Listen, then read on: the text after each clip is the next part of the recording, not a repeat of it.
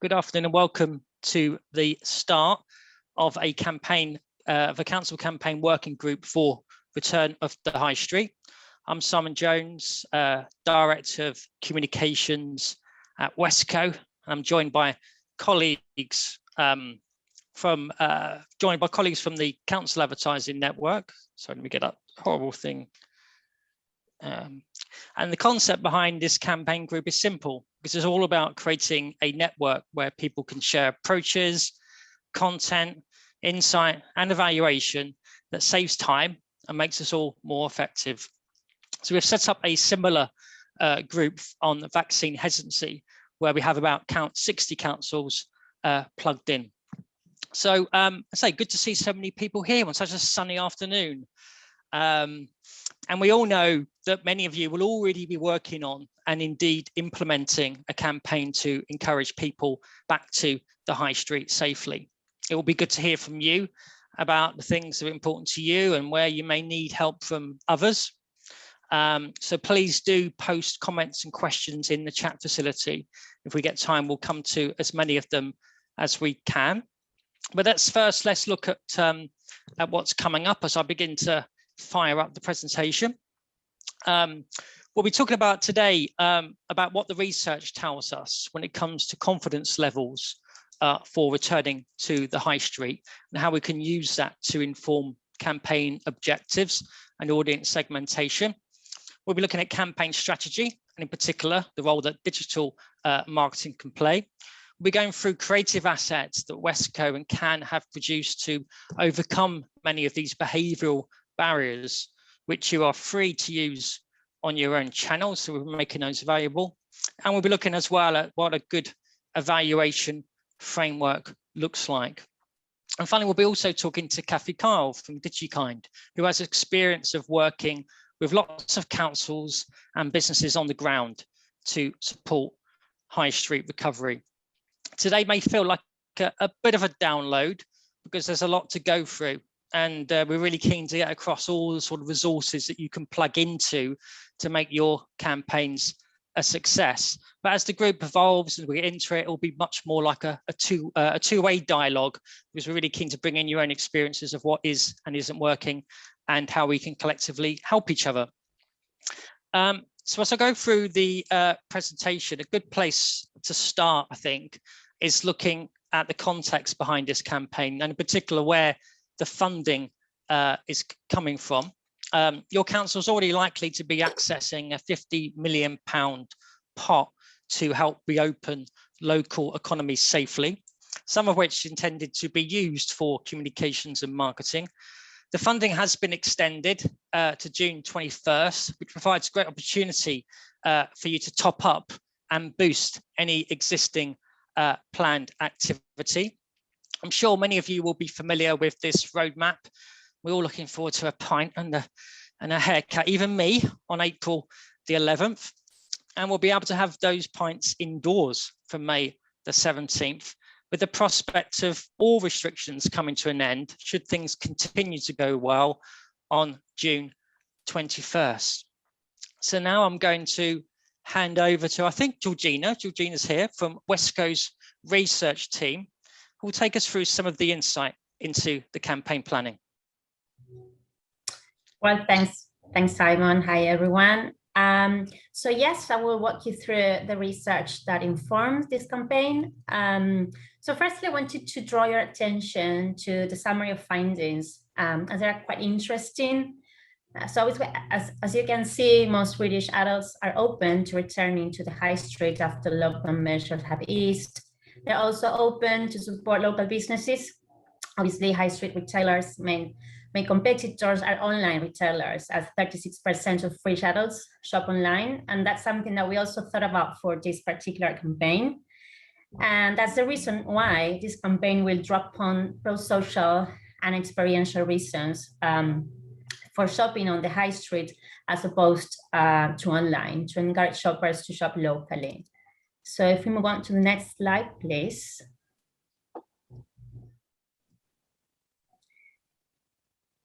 Thank you. So we look broadly at how people feel about returning to the High Street and what they want to do. And what we found is that across polling, and around 2/3 of British adults will feel comfortable shopping on the high streets after the government eased the restriction, obviously. So on the right-hand side, we can see locations where people feel comfortable visiting the same way that they did before the pandemic. And as we can see, shops are at 62%.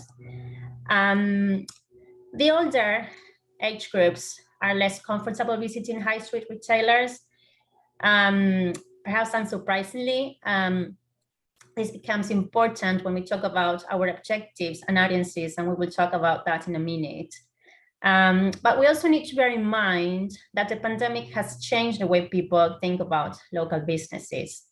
And we have seen that in the polls where, for instance, 73% want to support local shops and businesses, and 46% saying that lockdown had made them more likely to shop locally. So next slide, please. We also looked at motivators and barriers to returning to the high street. So in terms of motivators, we observed that people are looking for the experience of shopping on the high streets. And that's one of the key drivers in here. So 83% are looking forward to meeting friends and family outside their houses after the restrictions are eased. 80% are looking forward to spontaneous day trips, and 74% are looking or want to have dinner in a restaurant with friends. And that's one of the key things that this campaign will need to draw upon to encourage people to return to high streets, as opposed to perhaps shopping online, as we said before. There's also the sense that people feel that local high streets are safer than shopping center areas, and central high streets more probably because they're enclosed spaces and perhaps less safe. Can we move to the next slide, please? So lastly, in terms of barriers to return to the high street, one of the key things is safety. People are concerned about crowds and catching COVID. Another barrier, which is linked to one of the motivators that we said before, is a perception that social distancing could inhibit the sort of enjoyment of shopping on the high streets. And the very last one is around the preference of high streets that are close to home, a walking distance, in order to avoid taking public means of transport, suggesting that there are also some concerns about catching COVID while traveling.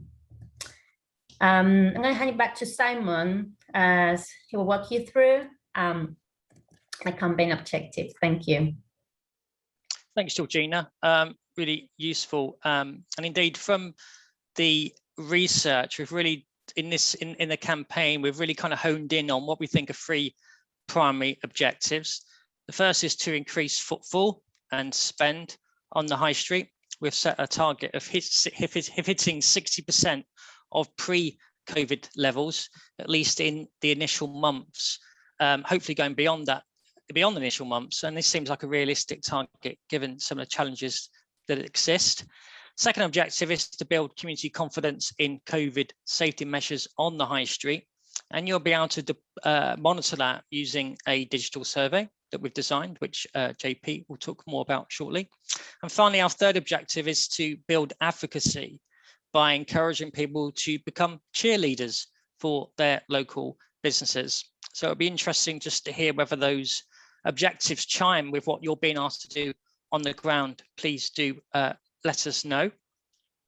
Let's look at how that translates into audiences. And as Georgina mentioned, we think from the research there are some key audiences that stand out that are particularly important when it comes to looking at targeting paid spend on the campaign. We think it's worth focusing on older people, and by older people we mean people aged 50 plus, because what the research shows is they've got more desire to return to the high street, but historically they've been more nervous about doing so because of COVID safety fears. It's worth pointing out that within this group that women are more likely to shop locally than men. So perhaps looking at how we target men is worth considering. And we also think it's worth focusing on the ABC1 economic group, for over 50s and under 50s because they have deeper pockets and greater potential to unleash pent-up economic demand. In your pack that we'll be sending around, you'll be able to see exactly where these audiences are concentrated to sort of help you develop your own audience segmentation. And in the pack, I won't go through this now, but you'll see that we've also developed audience personas with more information about these target groups and who they are and their kind of media habits as well. So I move through the pack.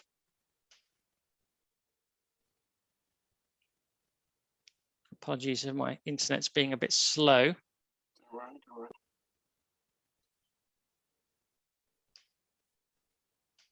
You just love Zoom.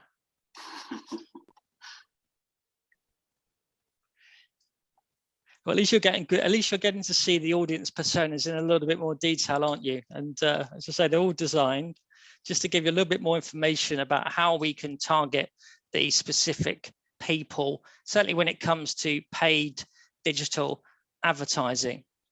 Talking of which, I'm just going to hand over to JP at the Council Advertising Network, who'll be talking you through how digital marketing, particularly paid digital marketing, can be part of your overall campaign approach. Thank you, Simon. Yes, so my role in all of this is to help amplify your local campaigns and also some of the elements that you'll see Hannah present later, and target those personas and audiences, but particularly tailor those to your local demographies and geographies. Basic idea: most of your residents are currently spending most of their time at home, and much of their media consumption is online rather than out of home or from other places. So what we can do is we can make sure we reach 95+% of residents and 95+% of any target audience multiple times in the coming days and weeks as we open up. So that is the sort of primary programmatic objective. Also, we then want to survey people in real time as the campaign rolls on to firstly identify, benchmark some of that national data down to your local level to set benchmarks which we can measure the impact of the campaign by. And we'll be able to deliver that, within a few days. There are a range of programmatic strategies that we're recommending. Won't be right for all, but it is designed to pick and select what will work more closely with you. So you have the general reach 18+, actually 16+, nudging those audiences to enjoy high street safely. But then we have that 50+ audience, likely vaccinated, nudging them towards quieter times as they seem to be more hesitant generally around concerns around the amount of traffic there will be on the high street. Also nudging them towards public transport and towards health or the health benefits of shopping locally. Getting shopping enthusiasts, people who are already fans of shops, something that Kathy will touch on later, but nudging them to advocate online and to socially norm shopping on the high street. And then maybe slightly different messages for 18 to 34-year-olds. Their priorities and concerns are different, but getting messages in front of them that again nudge public transport, but remind them of the safe behaviours. And wrapped around these things can also be plugged in things like taking up of lateral flow testing to protect yourself and everyone around you. So basically tailoring very quickly to specific areas a campaign that achieves reach and achieves benchmarking and gives you a measurable outcome from running these campaigns. Could you nudge the slide on, please? I can, JP. There you go. Thank you. So what we've designed is, well, based on running existing RHSS campaigns in a number of different places. We've got 3 live at the moment. So it's designed to complement your existing campaign, establish that benchmark, and then in the working group, as we've done it with vaccine hesitancy, borrow top performing strategies from other areas. we have a very, very tight window. So what we've done is teamed up with a procurement framework called ESPO, which should enable you to unlock any remaining ERDF, RHSS funding and get it to work quickly, because we've got a few days really to start bringing these campaigns live. The wonderful thing about working with Wesker and Hannah and that team is that we can switch on and then bring in elements of your campaign as the weeks progress. And there's some idea of dates there, what we'll be working on, and anyone can plug into that. If we look at the next slide, please. Thank you. Got some free resources. These will be sent to you afterwards. We have the media plan template, the survey template. Sorry, I wasn't able to get in there on time, but this is the survey that asks people about how safe they feel on the high street, the benefits to the community and to the economy and to the climate of shopping local, and also understanding transport intentions. And there's also there an example of how the campaign will look once multiple campaigns are running together. It's really useful to see how your campaign's faring against others. And the next slide, please, Simon. Oh, I have time's relatively constrained, but the wonderful Martha interviewed me the other day to go into a bit more detail about programmatic and how we're going to apply it to RHS. So there is this useful video to share with colleagues if they need to understand in more detail. And the next slide, please. Excellent, thanks JP. And I do recommend that video on, I do recommend that video. My mum's watched it and she feels like an expert on all things programmatic. So please do give that, please do tune in. So let's look at kind of the sort of wider strategy, including digital marketing, and Wesker and Can have developed when it comes to looking at content creation for the campaign and how you can tap into all the free content and assets that we've got available. We've developed a behavior change model, which aims to take people on a journey by building awareness and knowledge over different phases of the campaign, with the aim of changing attitudes, gaining support, and driving action when it comes to returning to the high street. Looking at the model, we do think that paid programmatic advertising alongside organic social should be an essential part of your communication plan, particularly at the beginning and at the end. It's shown to be very effective on a similar campaign we've deployed on reducing vaccine hesitancy. But there are other things to consider as well, including out-of-home advertising, radio, Spotify advertising, as well as good old print. So you'll find all this in your campaign pack in terms of how to use the assets and how the behavior change model works in terms of utilization of that content. Talking of which, I'm now going to hand over to Hannah, who'll go through some of the creative assets that's aligned to that model.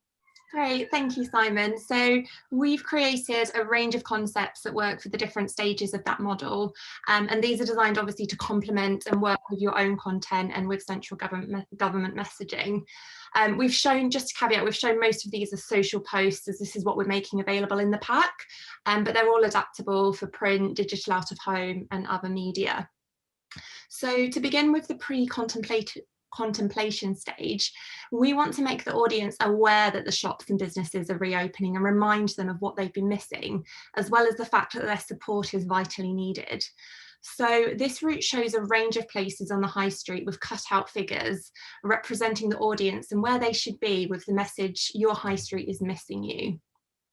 And these represent different businesses, from cafes to leisure facilities and different types of shops. And if we move on to the next page, this shows some more examples which highlight the places that we're missing and the need to support these businesses. So if we go on to the next page, and the next page on from here, this next route, this is all about the human connections that we've missed as a result of businesses and services closing. So here we've subverted name badges with friendly messages reminding us of the traders and workers that we've all missed interacting with phrases that demonstrate how their personal approach can make your visit extra special. So these represent different businesses from electrical stores, deli, barbers, and many others, showing that personal connection that you simply don't get from online experiences. And if we move on to the next page,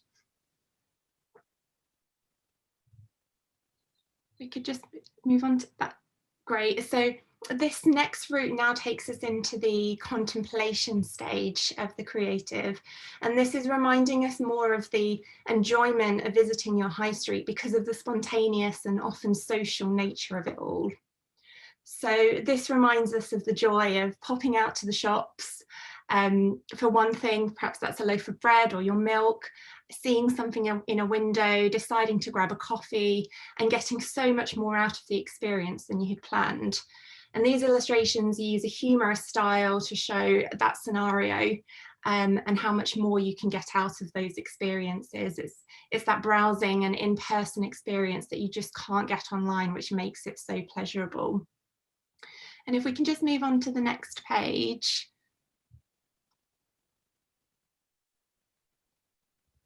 And here we can demonstrate as well how this concept could work really well for radio.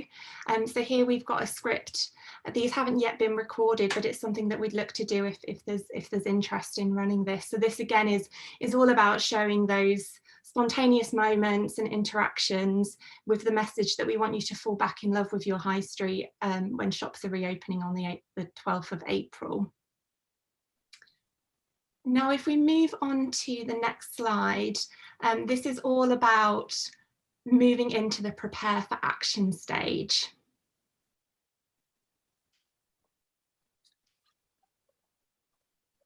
So if we could just go on to the next slide.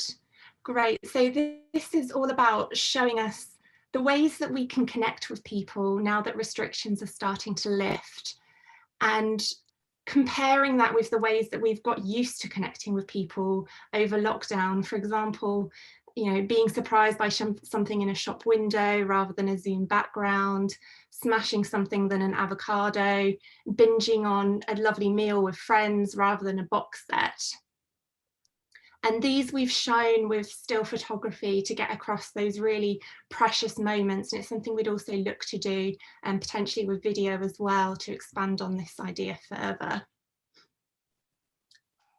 So if we now move on to the next slide, this again is all about comparing an in-person shopping experience with the online experiences and frustrations that we've all actually just got very used to over the last year. So having substituted items in your basket and plenty of other frustrations, which I'm sure many of you can relate to. So if we just go on to the next slide.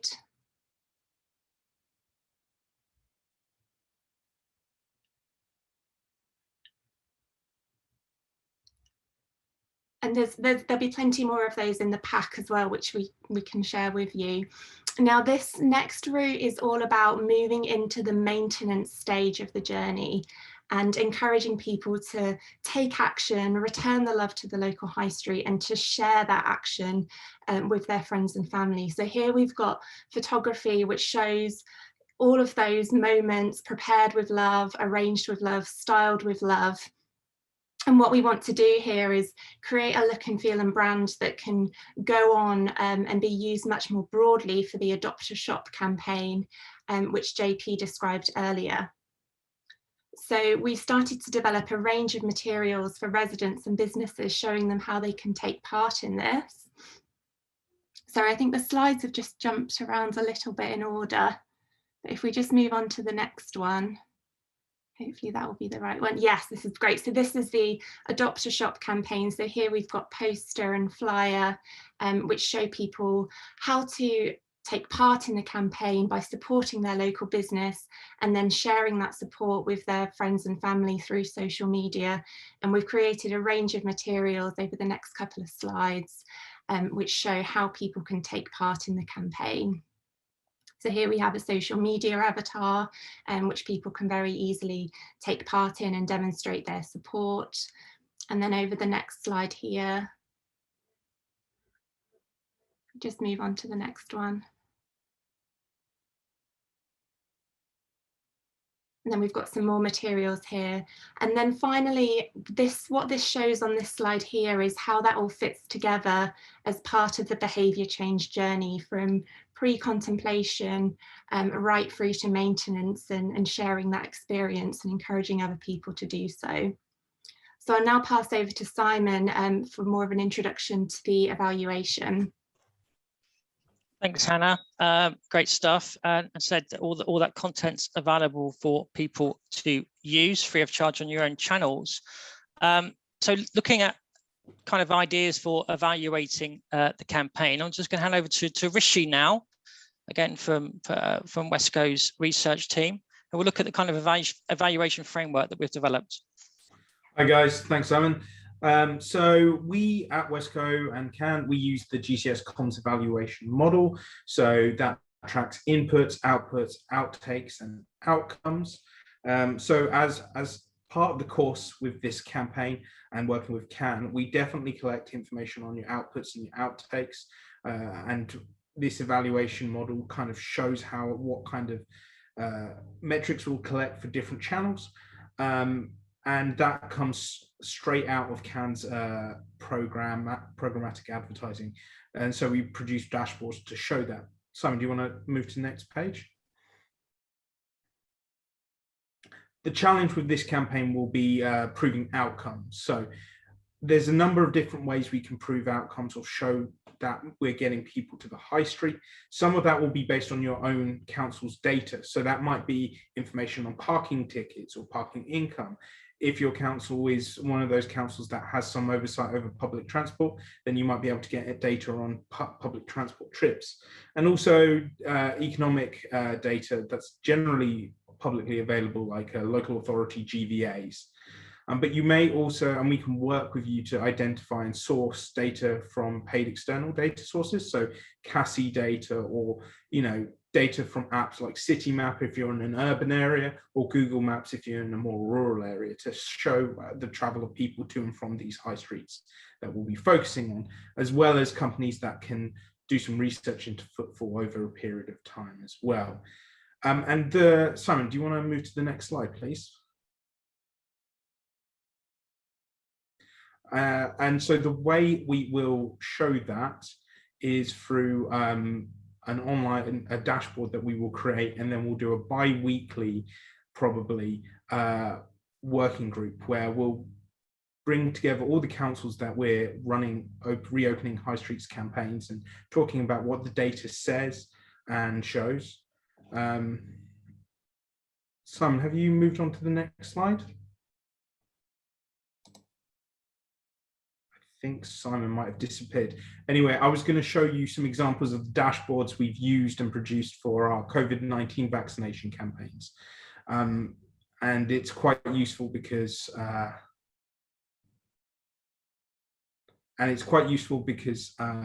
we can see a lot of what's sorry, it's just we can interact with those dashboards real time and explore the results by different councils, different target audiences, and share best practice between us. I'm not sure Simon's here. That's okay. John, shall I hand over to you? Yes. So hopefully, I'm sorry, the screen sharing's gone a little bit, but we'll send the pack straight after this. And at this point, I think there is obviously getting these campaigns going and supporting the local high street now. But when we started to put this pack together, we started speaking to Kathy Carl from DigiKind, who has a wealth of experience, has been working in the field for years and doing a lot of amazing on-the-ground work. So I wanted to bring Kathy in at this point and talk about and start to think about maybe ongoing legacy and some of the tactics that you find are working really well.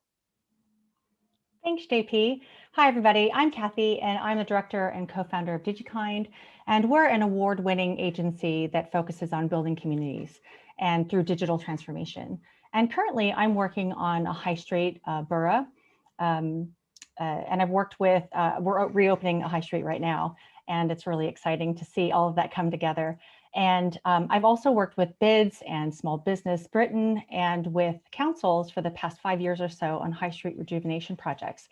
And I found that as we reopen and as we recover, what we need to do is to really not focus just on saving the high street, but on reimagining it. And how can we be really creative to do that?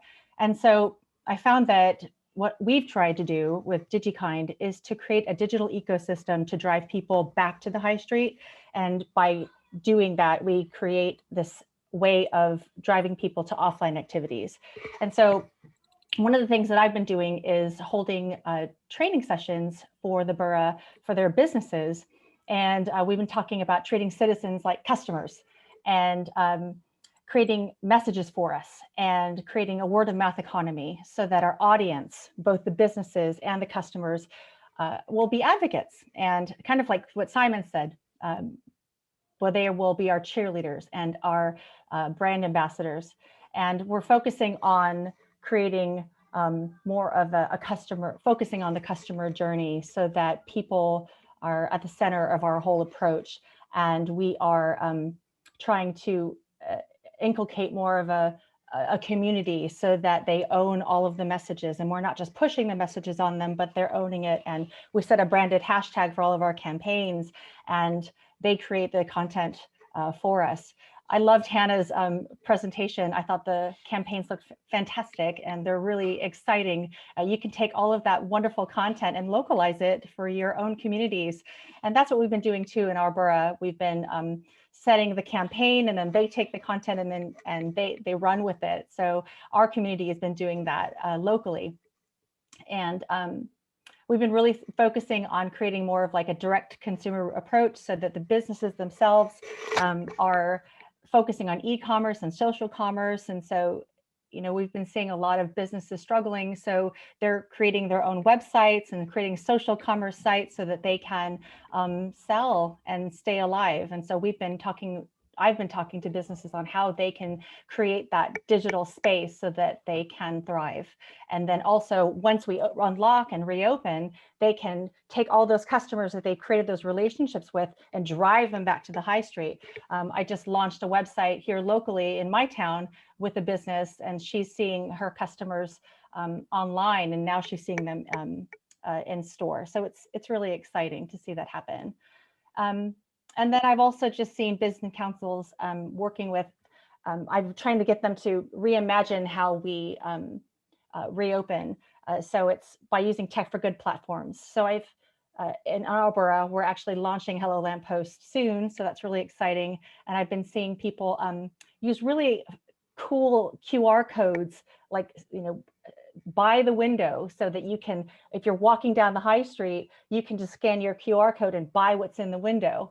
So, you know, I've just been seeing a lot of really cool, exciting ways that people are building community in their communities so that they can change behavior. So it's been really fun, really exciting to work on these engagements. And we've actually locally just seen a business offer to print for free all of our assets from our campaign for all of the businesses in the borough for free, which is, it's really ace to see that. So they're going to do all the A4s and A3s locally.